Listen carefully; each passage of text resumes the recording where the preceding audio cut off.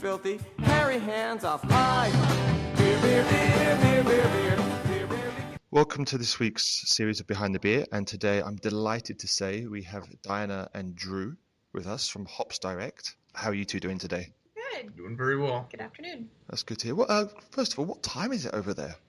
It's 4 o'clock in the afternoon. Yeah, just about 4 o'clock in the afternoon. Pacific Coast. Okay, well, it's 9 a.m. over here in Japan, and you're not missing out much. It's a Friday, so there's not much happening yet. Well, we're just ready to go home. We're glad it's cold out and good to be indoors and doing the interview. Okay, well, thank you so much for joining us. I won't keep you too long. Obviously, it's your home time.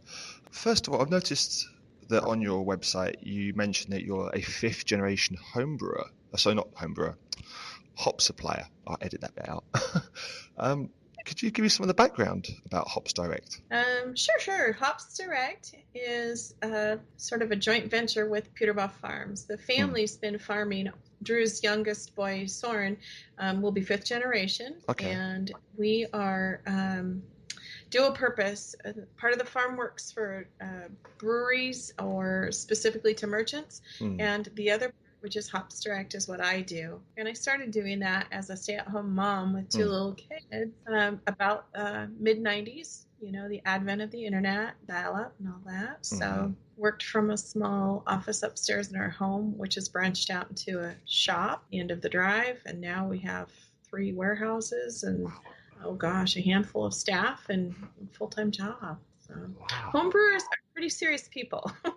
Yeah, they are. They're very particular about their hops. One thing I've noticed is the amount of detail they know goes way above and beyond your usual hobbyist. Yep, they do. They know their stuff, and they're very particular. I will say, to the benefit, the homebrewers are very loyal and very good people to work with. I've really enjoyed the job. I was not prepared for the internet to boom like it did, but it's come along at a good time. Farming was struggling in those late 90s, and it's worked well for us. So you said that homebrewers are loyal people. Do you have any particular hops that are favorites that continually sell out? You always grow a Cascade. Majority of the farm? Yeah, a couple years ago, it was probably majority of the farm was Cascade, but that's transitioned into more of the proprietary varieties, the Citra, the Amarillo. Those have kind of taken a share of the Cascade's acreage. So, and we also have Centennial and Cashmere. That one's coming on strong, that variety, Cashmere. And yeah, that's probably the most interesting one to grow. The agronomics of it are not great, but the aroma is just something unique. I've not smelt Cashmere, so what kind of aroma does it have? What would you say? Fruity or... When we were in the kiln picking it this summer, tutti frutti, like the striped gum child. Yeah. That's what came out of the kilns as it was drying, almost mango. Yeah, kind of a mango. Yeah. Weird. I would never have guessed it, but it's turned out really well. Yeah, it sounds very different to your usual big American hops, which have that citrusy, dank pineness to it, which obviously is synonymous with American IPAs and almost pale ales, but tutti frutti. Ooh. I know. So we're a little bit of an oddball. We are kind of an independent farm, but that gives us a little flexibility to create and play and maybe do unique varieties like a Belma or a Cashmere. Yeah. The boys put in Tahoma and Mount Rainier last year, but we're able to do it in little small jogs before we go whole hog and really put in a lot of acreage. Production, yeah. So you mentioned acreage. What kind of size farm are we talking about here? It's right around 1,200 acres. Wow. Yeah. Wow. That's, you say you're small, but that's, in my mind, that's huge. It is. Stacy mentioned when his grandfather started in the mid-30s, right after the repeal of Prohibition, he was only a 20-30 acre farmer and did everything himself right by the home.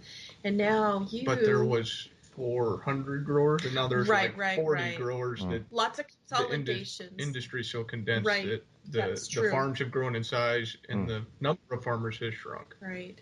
Efficiencies. So how have you remained independent for so long? I think the Hops Direct side of it, where you can market directly to the customer, I think that helps, because we're about 50% to the merchants and 50% towards the online sales. So that really helped out the farm side. And I would add to that, I find it interesting. I have a lot of Christopher Poles in my world. I've started out, almost 20 years ago, and there's been so many of these folks who have become professional brewers. And it's really true to say home brewers are where they start, in college or at home or in their garage, and go professional because they find something really good to do. So you mentioned that obviously 20 years ago, as you said, Christopher Poles have now become professional brewers. How have demands changed in that time? It used to be small quantities, and it used to be predominantly leaf. I see a lot of home brewers are really focused in on efficiencies, pellets.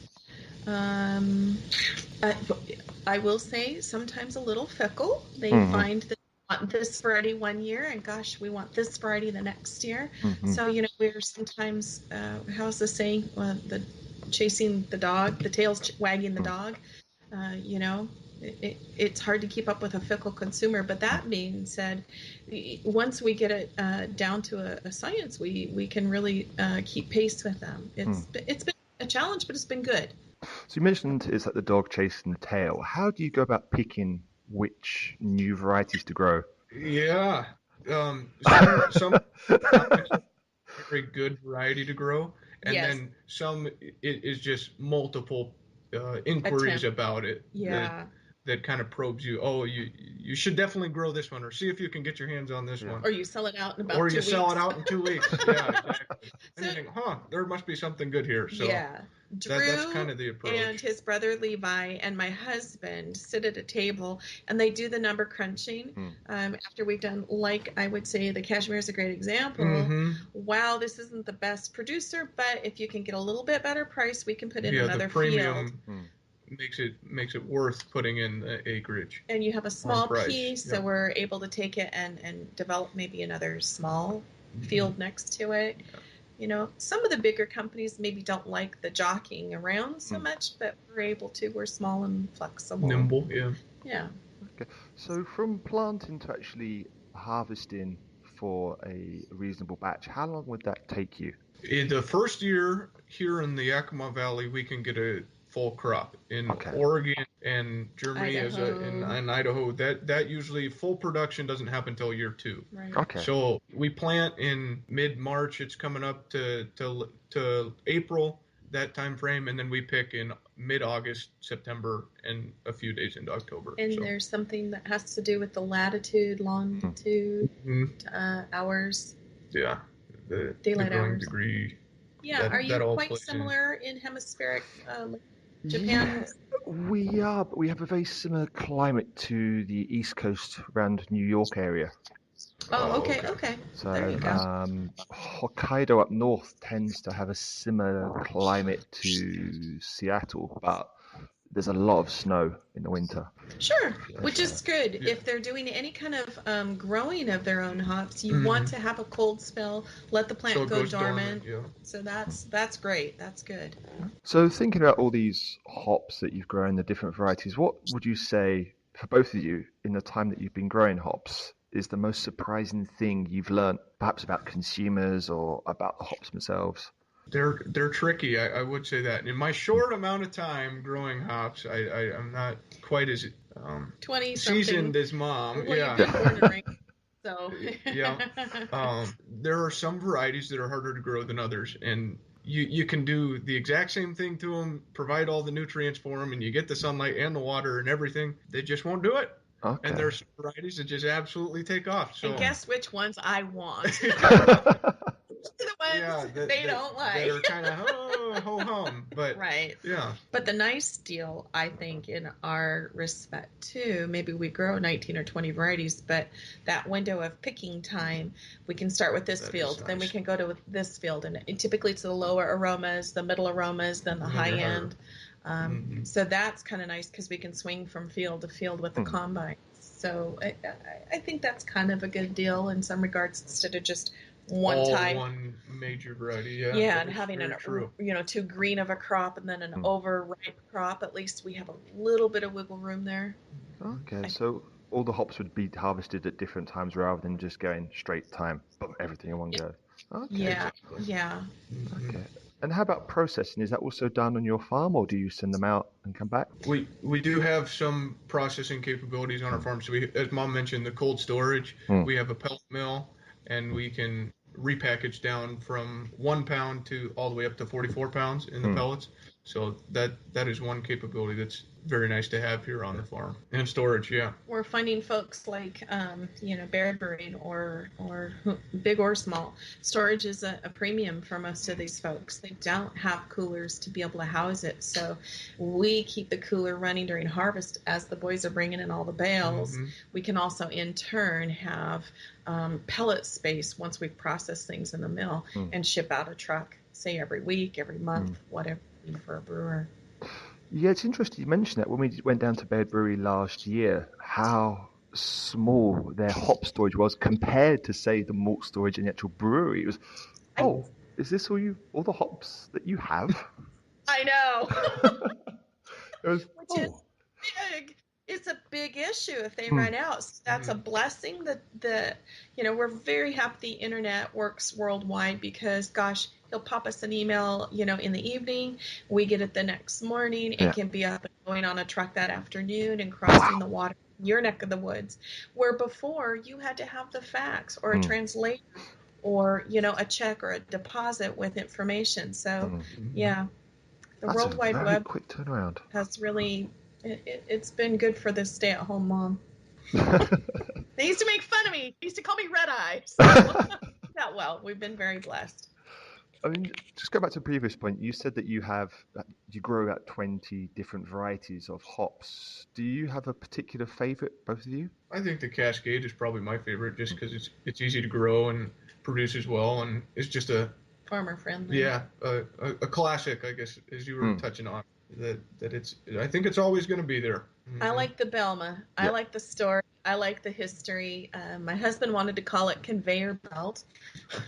It just side of our picking machine year after year, and it was such a hardy plant that it grew up about 3 stories, and it smelled good. We finally got the ladies to sit down one day and pick into a bucket and, dried them up in the kiln kind of in one corner. And they turned out to be a very pleasant smelling hops. So dug it, transplanted and expanded, and it's turned out to be a genuine different variety. They genotyped it. It's part Kita Midori, part Mag. So that kind of is coming from your neck of the woods, it sounds like. Cross-pollination on the Pineapple Express. Or open pollination. Yeah. So you actually get your hops and DNA analyzed as well? Or is it just that one? Well, this is one we wanted the newer to. varieties you do. Yeah. And again, back to your educated consumers, these homebrewers are very interested in where their product comes from, what it is, what it can do. If someone comes up to you and says, hey, I want to grow some hops at home, what advice would you give them?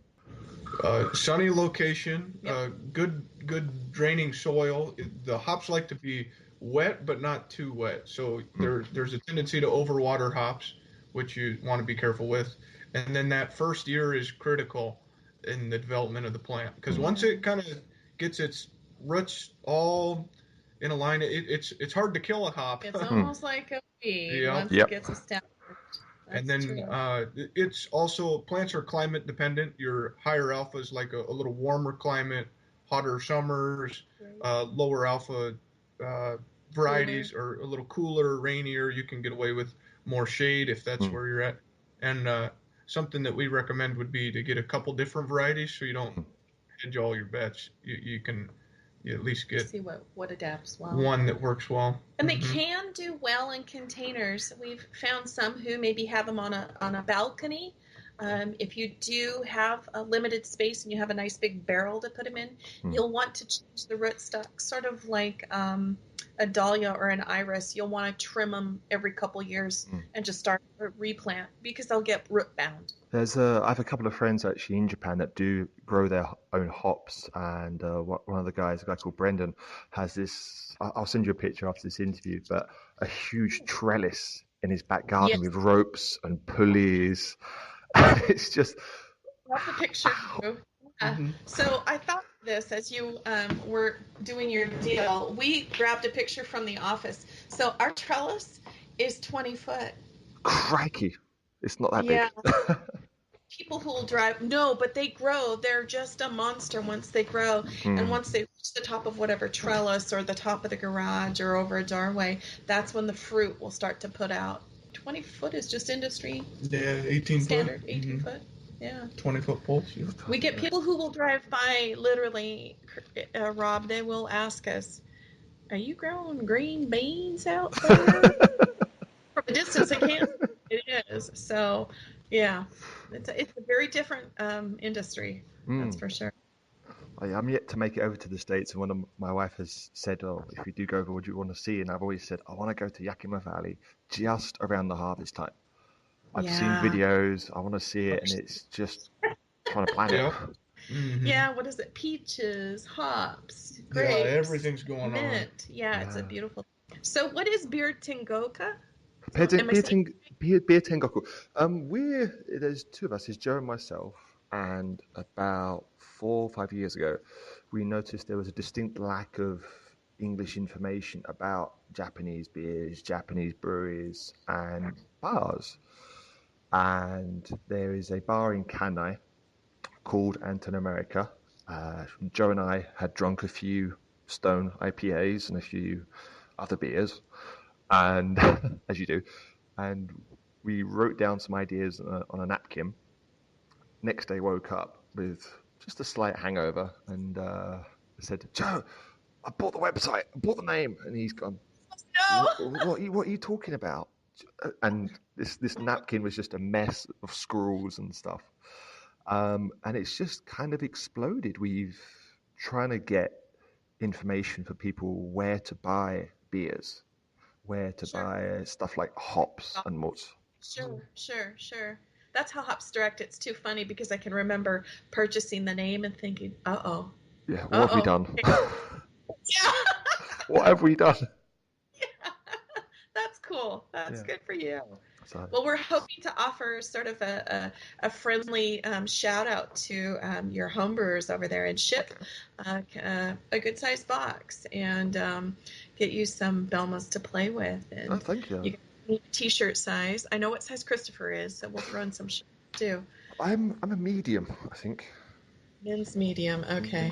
I think I'm confused because Japanese sizes and American sizes are very different. Vastly different. I went to Hawaii last year and I bought a shirt that was small and it fit perfectly. Came back to Japan and I'm an XL and it's just, what's going on? My son went to China for a few weeks with an exchange and yeah, you were the big boy. I was, an outlier. 6 foot something and a big robust boy from America. So yeah, that was fun. Anyway. You're not going to find anything.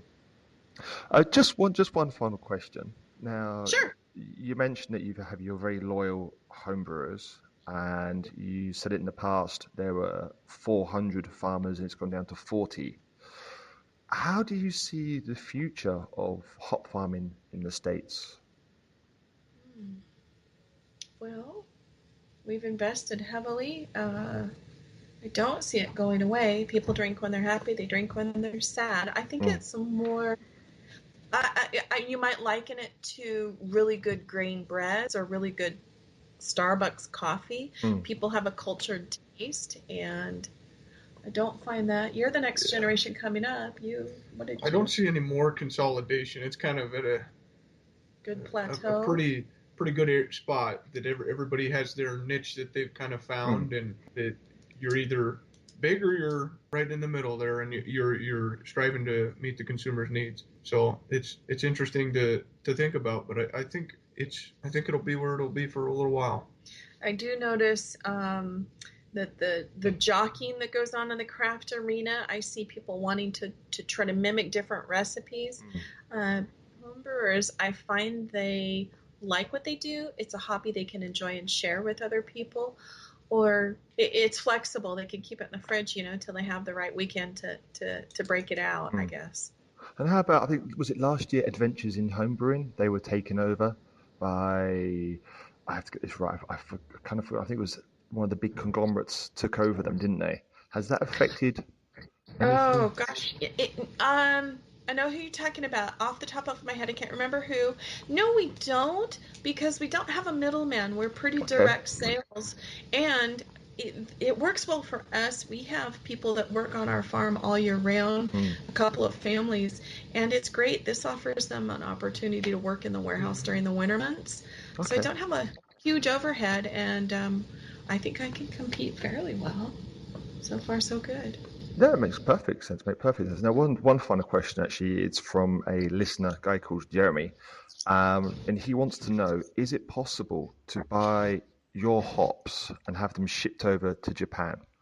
Yeah. Yep.